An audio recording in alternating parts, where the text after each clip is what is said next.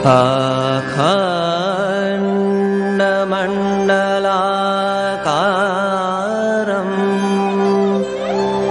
व्याप्तं येन चराचरं तत्पददर्शितं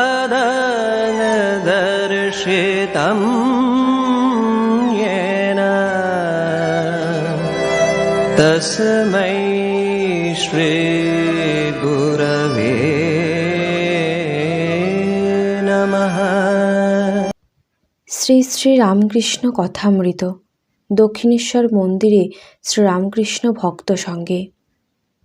দক্ষিণেশ্বর মন্দিরে ঠাকুর শ্রীরামকৃষ্ণ কেদারাদি ভক্ত সঙ্গে কথা কহিতেছেন। আজ রবিবার, 1882 খ্রিস্টাব্দের 13ই আগস্ট, বাংলায় 1289 সাল 29শে শ্রাবণ, অমাবস্যা। বেলা 5টা হইবে। শ্রীযুক্ত কেদার চাটুর্যে হালি শহরে বাটি সরকারি অ্যাকাউন্টেন্টের কাজ করিবেন। অনেকদিন ঢাকায় ছিলেন। সে সময়ে শ্রীযুক্ত বিজয় গোস্বামী তাঁহার সহিত সর্বদা শ্রীরামকৃষ্ণের বিষয়ে আলাপ করিতেন। ঈশ্বরের কথা শুনলেই তাঁহার চক্ষু অশ্রুপূর্ণ হইত। তিনি পূর্বে ব্রাহ্ম সমাজভুক্ত ছিলেন। ঠাকুর নিজের ঘরের দক্ষিণের বারান্দায় ভক্ত সঙ্গে বসিয়া আছেন। রাম, মনমোহন, সুরেন্দ্র, রাখাল, ভবনাথ মাস্টার প্রভৃতি অনেক ভক্তেরা উপস্থিত আছেন। কেদার আজ উৎসব করিয়াছেন। সমস্ত দিন আনন্দে অতিবাহিত হইতেছে। রাম একটি ওস্তাদ আনিয়াছিলেন, তিনি গান গাহিয়াছেন। গানের সময় ঠাকুর সমাধিস্থ হইয়া ঘরের ছোট খাটটিতে বসিয়াছিলেন। মাস্টার ও অন্যান্য ভক্তেরা তাহার পাদমূলে বসিয়াছিলেন। ঠাকুর কথা কহিতে কহিতে সমাধি তত্ত্ব বুঝাইতেছেন। বলিতেছেন, সচ্চিদানন্দ লাভ হলে সমাধি হয়, তখন কর্ম ত্যাগ হয়ে যায়। আমি ওস্তাদের নাম করছি এমন সময় ওস্তাদ এসে উপস্থিত, তখন আর তার নাম করবার কি প্রয়োজন? মৌমাছি ভনভন করে কতক্ষণ? যতক্ষণ না ফুলে বসে। কিন্তু সাধকের পক্ষে কর্ম ত্যাগ করলে চলবে না। পূজা, জপ, ধ্যান, সন্ধ্যা, কবচাদি, তীর্থ সবই করতে হয়। লাভের পর কেউ যদি বিচার করে, সে যেমন মৌমাছি মধুপান করতে করতে আধো আধো গুনগুন করে। ওস্তাদজি বেশ গান গাইয়াছিলেন। ঠাকুর প্রসন্ন হইয়াছেন। তাহাকে বলিতেছেন, যে মানুষে একটি বড় গুণ আছে, যেমন সঙ্গীতবিদ্যা, তাতে ঈশ্বরের শক্তি আছে বিশেষ রূপে। ওস্তাদ বলছেন, মহাশয়, কি উপায় তাকে পাওয়া যায়? শ্রীরামকৃষ্ণ বলছেন, ভক্তিই সার। ঈশ্বর তো সর্বভূতে আছেন।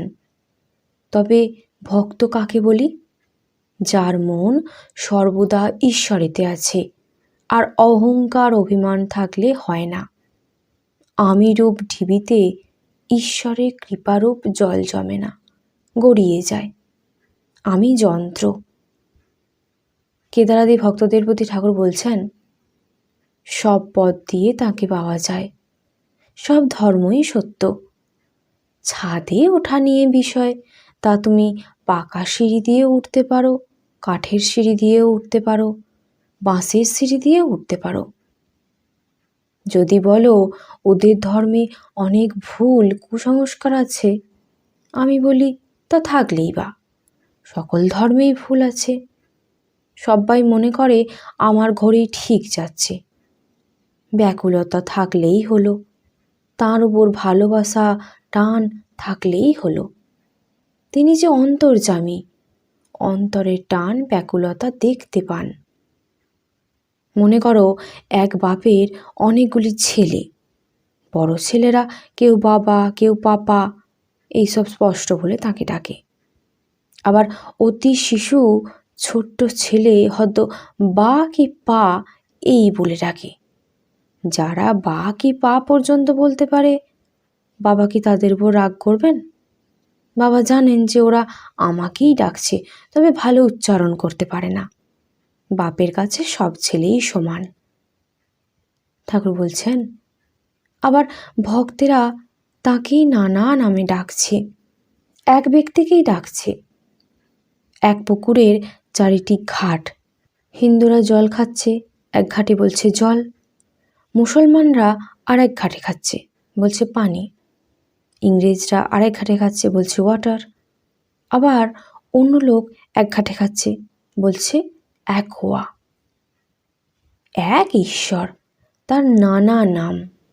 শ্রীরামকৃষ্ণ শ্যামপুকুর বিদ্যাসাগর স্কুলের দ্বারে গাড়ি করিয়া আসিয়া উপস্থিত। বেলা 3টা হইবে। গাড়িতে মাস্টারকে তুলিয়া লইলেন। রাখাল ও আরও 2-1টি ভক্ত গাড়িতে আছেন। আজ বুধবার, 1882 খ্রিস্টাব্দের 15ই নভেম্বর, 30শে কার্তিক, শুক্লা পঞ্চমী। গাড়ি চিতপুর রাস্তা দিয়া গড়ের মাঠের দিকে যাইতেছে।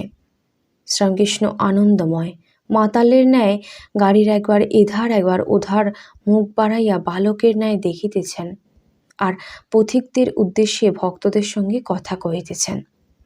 মাস্টারকে বলিতেছেন, দেখো সব লোক দেখছি নিম্ন দৃষ্টি, পেটের জন্য সব যাচ্ছে, ঈশ্বরের দিকে দৃষ্টি নাই।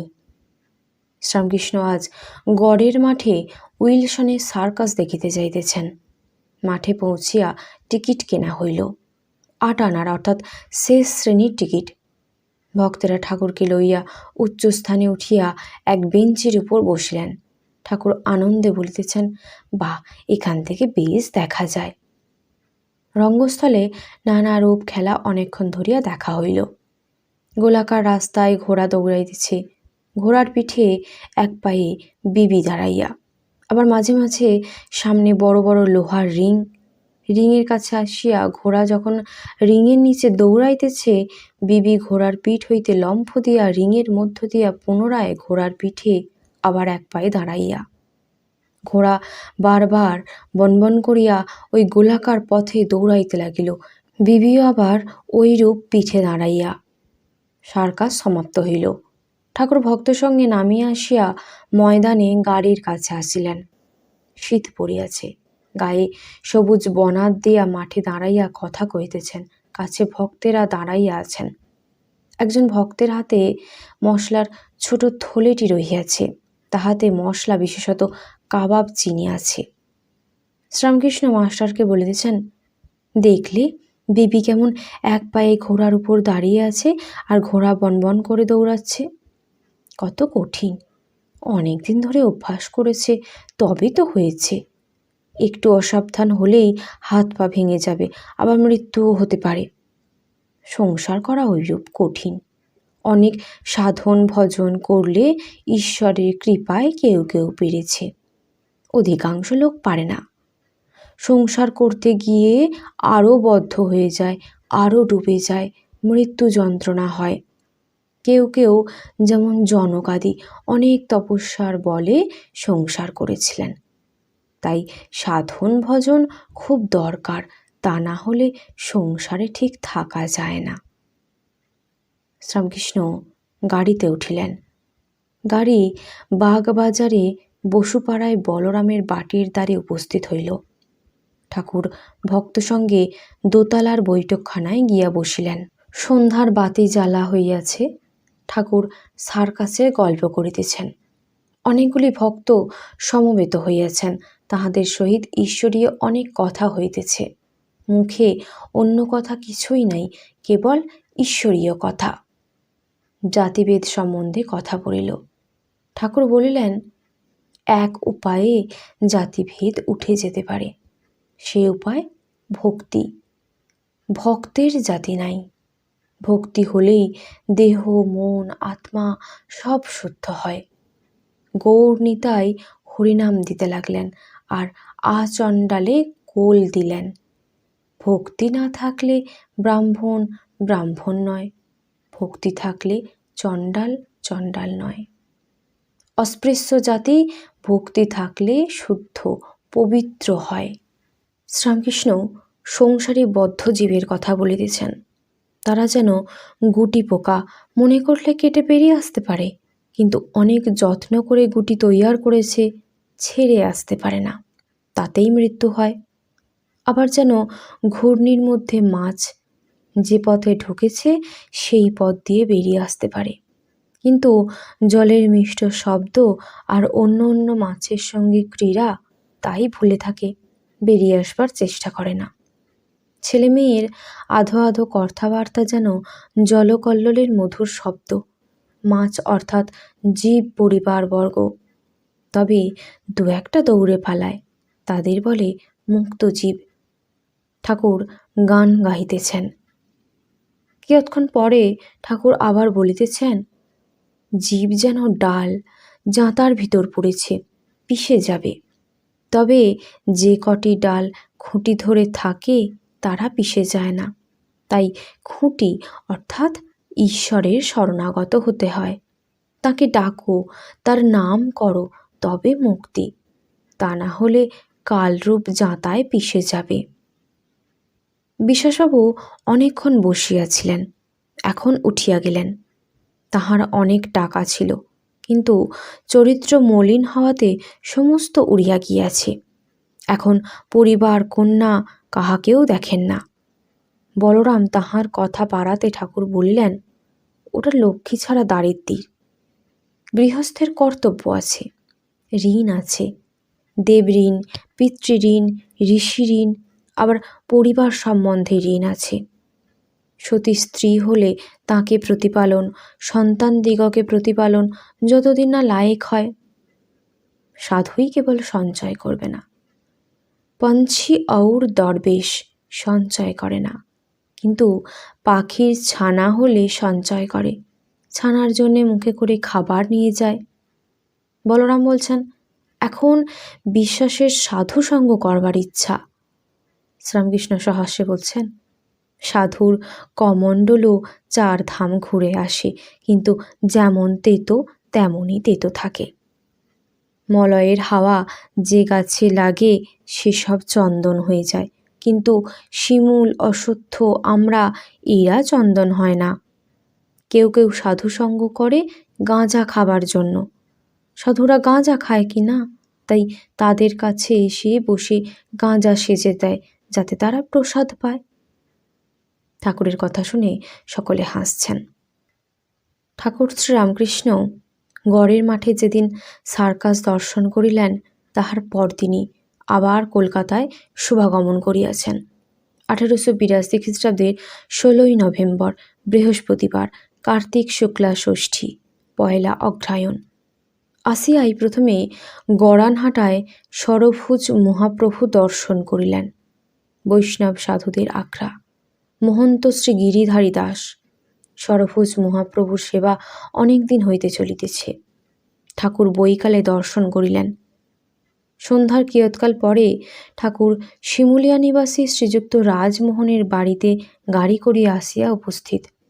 ঠাকুর শুনিয়াছেন যে এখানে নরেন্দ্র প্রভৃতি ছোকরারা মিলিয়া ব্রাহ্ম সমাজের উপাসনা করেন, তাই দেখিতে আসিয়াছেন।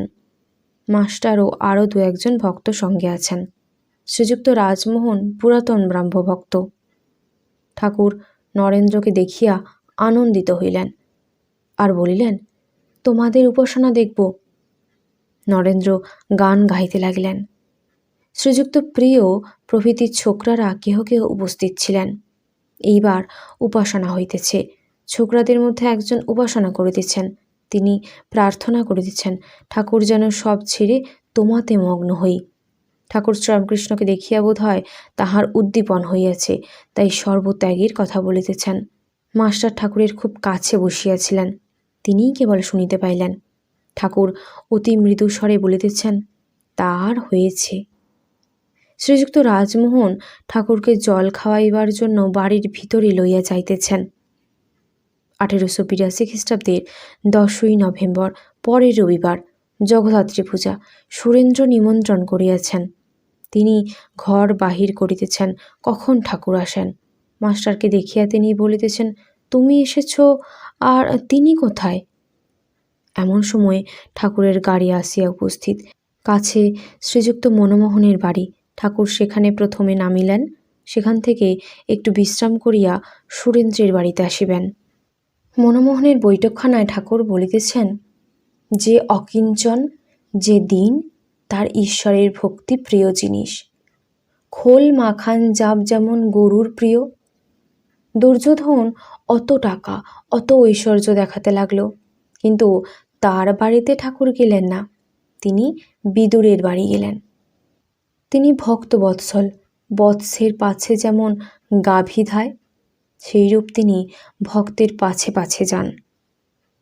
ঠাকুর গান গাইতেছেন, যে ভাব পরম যোগী, যোগ করে যুগ যুগান্তরে, হলে ভাবের উদয় লয়, সে যেমন লোহাকে চুম্বকে ধরে। ঠাকুর বলছেন, চৈতন্যদেবের কৃষ্ণ নামে অশ্রু পড়ত। ঈশ্বরই বস্তু আর সব অবস্তু। মানুষ মনে করলে ঈশ্বর লাভ করতে পারে, কিন্তু কামিনী কাঞ্চন ভোগ করতেই মত্ত। মাথায় মানিক রয়েছে, তবু সাপ ব্যাং খেয়ে মরে। ভক্তি সার। ঈশ্বরকে বিচার করে কে জানতে পারবে? আমার দরকার ভক্তি, তার অনন্ত ঐশ্বর্য অত জানবার আমার কি দরকার? এক বোতল মদে যদি মাতাল হই, সুঁড়ির দোকানে কত মন মদ আছে সে খবরে আমার কি দরকার? এক ঘটি জলে আমার তৃষ্ণার শান্তি হতে পারে, পৃথিবীতে কত জল আছে সে খবরে তো আমার প্রয়োজন নাই। শ্রীরামকৃষ্ণ এবার সুরেন্দ্রের বাড়িতে আসিয়াছেন। আসিয়া দোতলার বৈঠকখানায় বসিয়াছেন। সুরেন্দ্রের মেজ ভাই সদরওয়ালা, তিনিও উপস্থিত ছিলেন। অনেক ভক্ত ঘরে সমবেত হইয়াছেন। ঠাকুর সুরেন্দ্রের দাদাকে বলিতেছেন, আপনি জজ, তা বেশ, এটি জানবেন সবই ঈশ্বরের শক্তি। বড় পদ তিনিই দিয়েছেন, তাই হয়েছে। লোকে মনে করে আমরা বড় লোক, ছাদের জল সিংহের মুখওয়ালা নল দিয়ে পড়ে, মনে হয় সিংহটা মুখ দিয়ে জল বার করছে। কিন্তু দেখো কোথাকার জল, কোথা আকাশে মেঘ হয়, সেই জল ছাদে পড়ছে, তারপর গড়িয়ে নলে যাচ্ছে, তারপর সিংহের মুখ দিয়ে বেরুচ্ছে। সুরেন্দ্রের ভ্রাতা বলছেন, মহাশয়, ব্রাহ্ম সমাজে বলে স্ত্রী স্বাধীনতা, জাতিভেদ উঠিয়ে দাও, এসব আপনার কি বোধ হয়? শ্রীরামকৃষ্ণ বলছেন, ঈশ্বরের উপর নতুন অনুরাগ হলে ওই রকম হয়। ঝড় এলে ধুলো ওড়ে, কোনটা আমরা, কোনটা তেঁতুল গাছ, কোনটা আম গাছ বোঝা যায় না। ঝড় থেমে গেলে তখন বোঝা যায়। নবানুরাগের ঝড় থেমে গেলে তখন বোঝা যায় যে ঈশ্বরই শ্রেয়, নিত্য পদার্থ আর সব অনিত্য। সাধুসঙ্গ তপস্যা না করলে এসব ধারণা হয় না। পাখোয়াজের বোল মুখে বললে কি হবে, হাতে আনা বড় কঠিন। শুধু লেকচার দিলে কি হবে, তপস্যা চাই, তবে ধারণা হবে। ঠাকুর বলছেন, জাতিভেদ, কেবল এক উপায়ে জাতিভেদ উঠতে পারে, সেটি ভক্তি। ভক্তের জাতি নাই, অস্পৃশ্য জাত শুদ্ধ হয়। চণ্ডালের ভক্তি হলে আর চণ্ডাল থাকে না। চৈতন্যদেব আচণ্ডালে কোল দিয়েছিলেন। ব্রহ্মজ্ঞানীরা হরিনাম করে, খুব ভালো, ব্যাকুল হয়ে ডাকলে তাঁর কৃপা হবে, ঈশ্বর লাভ হবে। সব পথ দিয়েই তাকে পাওয়া যায়। এক ঈশ্বরকে নানা নামে ডাকে, যেমন এক ঘাটের জল হিন্দুরা খায় বলে জল, আর এক ঘাটে খ্রিস্টানরা খায় বলে ওয়াটার, আর এক ঘাটে মুসলমানরা খায় বলে পানি। সুরেন্দ্রের ভ্রাতা বলছেন, মহাশয়, থিওজপি কীরূপ বোধ হয়? শ্রীরামকৃষ্ণ বলছেন, শুনেছি নাকি ওতে অলৌকিক শক্তি হয়। দেব মোড়লের বাড়িতে দেখেছিলাম একজন পিশাচ সিদ্ধ। পিশাচ কত কি জিনিস এনে দিত। অলৌকিক শক্তি নিয়ে কি করব? ওর দ্বারা কি ঈশ্বর লাভ হয়? ঈশ্বর যদি না লাভ হলো তাহলে সকলেই মিথ্যা।